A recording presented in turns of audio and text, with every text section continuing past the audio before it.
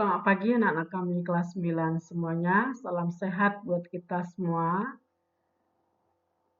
Kami selalu berharap anak-anak kami selalu menjaga protokol kesehatan supaya penyebaran COVID-19 dapat terputus sehingga kita kembali dapat menjalani kehidupan normal. Kali ini materi kita bagian dari yang kita pelajari sebelumnya, yaitu kondisi alam negara-negara di dunia. Kondisi alam negara-negara di dunia. Negara yang pertama kita pelajari adalah Jepang. Coba, siapa tahu Jepang berada di benua mana? Itu benua Asia. Kita tahu negara-negara di dunia ini mempunyai karakteristik yang berbeda-beda, baik dari segi fisik wilayah maupun dari segi manusianya, peradabannya berbeda-beda. Jadi justru perbedaan karakteristik masing-masing negara inilah justru yang menimbulkan terjadinya interaksi antara satu negara dengan negara lainnya. Nah, sekarang kita kembali ke negara Jepang. Negara Jepang berada di sebelah barat daya dari Samudra Pasifik, di sebelah barat laut dari Samudra Pasifik, yang batas-batas wilayahnya, coba kamu perhatikan, lihat kursor ibu di situ. Di sebelah barat Jepang ini, Jepang berbatasan dengan Korea Selatan, Korea Utara, dan Rusia. Di utara, dia berbatasan dengan Laut Okhotsk. Ini ada Laut Okhotsk namanya. Kemudian di bagian timur, dia sepenuhnya berbatasan dengan Samudra Pasifik. Dan di bagian selatan, dia berbatasan dengan Laut Cina Timur, Laut Cina Timur, dan di sini Laut Cina Timur, dan di sini adalah Filipina, Laut Filipina. Kemudian kita lihat negara Jepang ini, wilayah Jepang ini, kalau kita lihat terdiri dari 4 pulau utama, dan di sekitar 4 pulau utama ini dapati juga banyak pulau-pulau kecil lainnya. Sama seperti Indonesia, kita terdiri dari ribuan pulau, tapi dengan didapati 5 pulau utama. Jadi Jepang juga didapati banyak pulau-pulau kecil di sekitar 4 pulau utama ini, tapi terdapat 4 pulau utama. Di bagian utara itu adalah Pulau Hokkaido.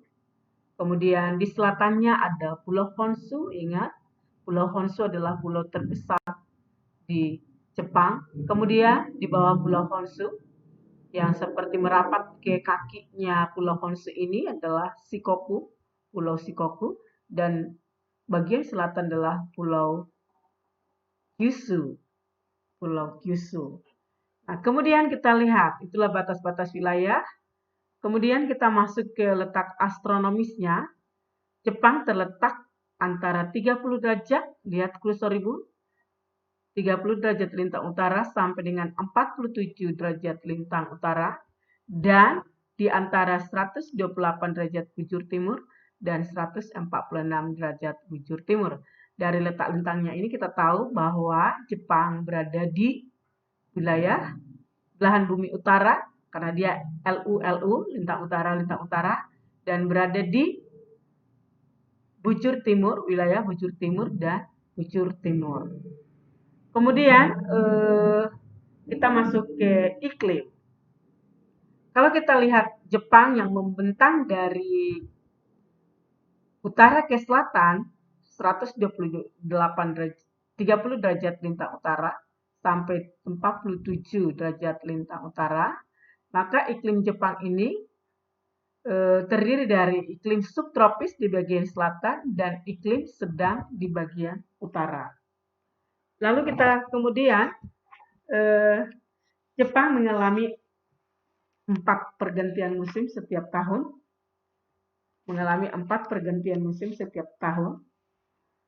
Yaitu musim semi dimulai pada bulan April, musim semi, dimulai pada bulan April, dimulai pada bulan Maret ya. Maaf, dimulai pada bulan Maret yang ditandai dengan musim semi ini ditandai dengan munculnya kuncupnya, mulai munculnya kuncup-kuncup bunga plum dan diikuti nanti munculnya kuncup-kuncup bunga sakura.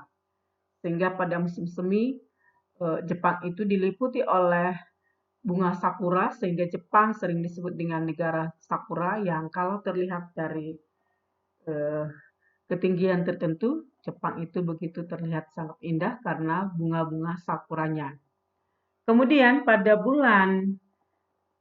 selanjutnya pada musim panas dimulai pada bulan Juni ditandai dengan pohon-pohon berdaun hijau. Pohon-pohon berdaun hijau dan munculnya suara-suara serangga yang ribut.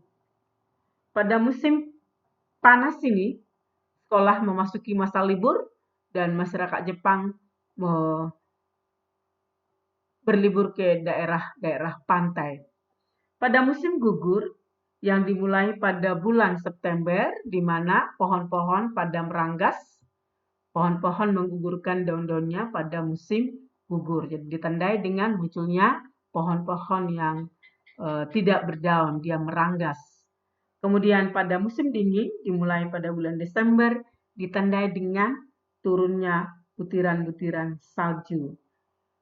Dan pada musim dingin ini, suhu bisa mencapai minus 20 derajat Celcius. Selanjutnya kita masuk ke bentuk permukaan bumi. Coba kita lihat ini, lihat slide Ibu yang ke PowerPoint Ibu yang berikutnya. Jepang didominasi oleh pegunungan. Kenapa demikian? Karena Jepang bagian dari Sirkum Pasifik. Bagian dari Sirkum Pasifik ini. Jadi Jepang ini bagian dari Sirkum Pasifik dan oleh karena itu, karena dia bagian dari Sirkum Pasifik, 75%, sekitar 70-75% wilayah Jepang adalah daerah pegunungan dan hanya sekitar 30% wilayah Jepang bisa dikelola menjadi areal pertanian, menjadi tempat pemukiman, dan menjadi kawasan industri. Namun kita lihat walaupun wilayah Jepang datarannya begitu sempit, tapi kita lihat Jepang mampu muncul sebagai negara maju, negara industri di kawasan benua Asia. Kemudian selanjutnya kita lihat iklimnya sudah, kita masuk ke geologi. Jepang adalah bagian dari ring fire atau daerah yang dilewati oleh cincin api atau ring fire, sehingga di Jepang ini didapati banyak sekali gunung-gunung api. Banyak sekali didapati gunung-gunung api yang masih aktif. Di antaranya gunung tertinggi di Jepang itu adalah gunung api yaitu Gunung Fujiyama. Gunung sering orang sebut dengan Gunung Fuji yang berada di Pulau Honshu. Kemudian sama dengan Indonesia. Jepang itu merupakan pertemuan lempeng benua Asia dan lempeng Samudra Pasifik. Pertemuan lempeng benua Asia dan lempeng Samudra Pasifik. Akibatnya apa? Jepang sering mengalami gempa bumi, sama seperti Indonesia, pertemuan dari lempeng Eurasia, lempeng Australia, dan lempeng Pasifik. Sehingga, jadi Jepang juga pertemuan lempeng benua Asia dan lempeng Samudra Pasifik, sehingga sering terjadi gempa bumi di negara Jepang. Kita tahu tahun 2011 Jepang mengalami gempa dahsyat yang merusakkan bangunan dan menyebabkan bocornya penyimpanan nuklir Jepang. Selanjutnya kita lihat Jepang dari segi geologi, Jepang tidak banyak memiliki sumber daya mineral.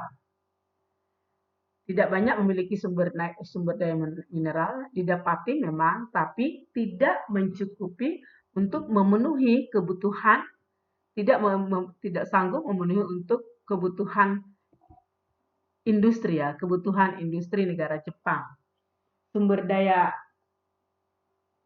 geologinya diantaranya adalah batu bara, timah, seng, mangan, antimoni, dan krom, minyak bumi, tetapi tidak mencukupi untuk kebutuhan industri Jepang.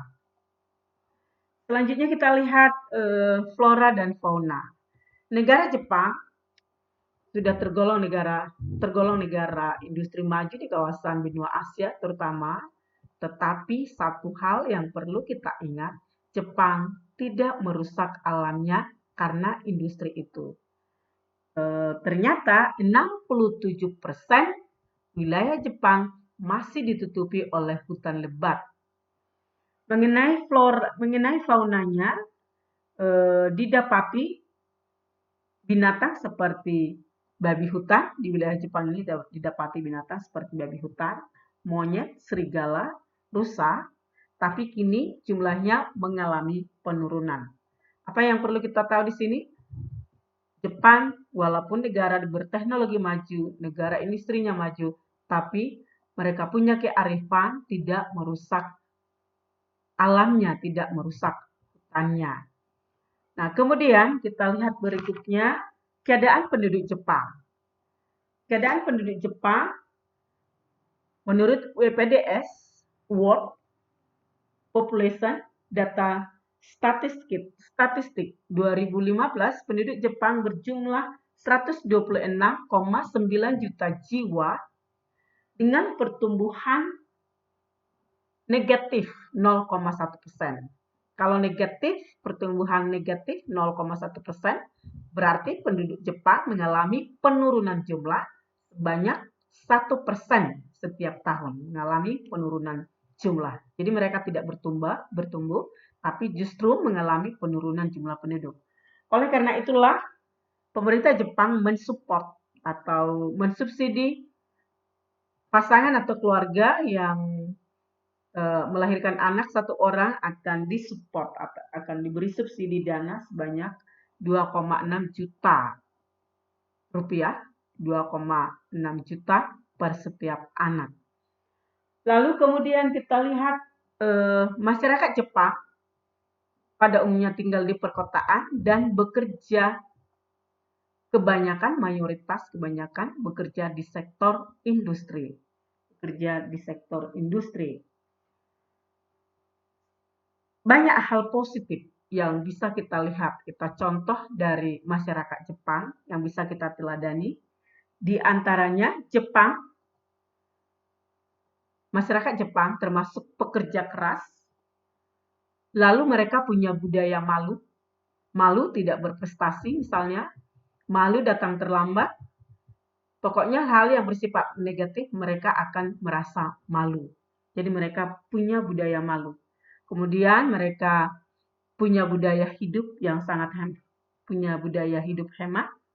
Kemudian loyalitas tinggi, ya. Masyarakat Jepang punya loyalitas tinggi terhadap pekerjaan mereka, misalnya. Kemudian mereka bersifat mau berinovasi, mau mencari hal-hal baru atau melakukan penelitian untuk mencari hal-hal baru. Kemudian mereka punya sifat pantang menyerah, selalu terus berusaha. Kemudian mereka punya budaya membaca yang tinggi, mereka punya sifat bekerja sama dalam kelompok, ya, kerjasama dalam kelompok, dalam bentuk tim.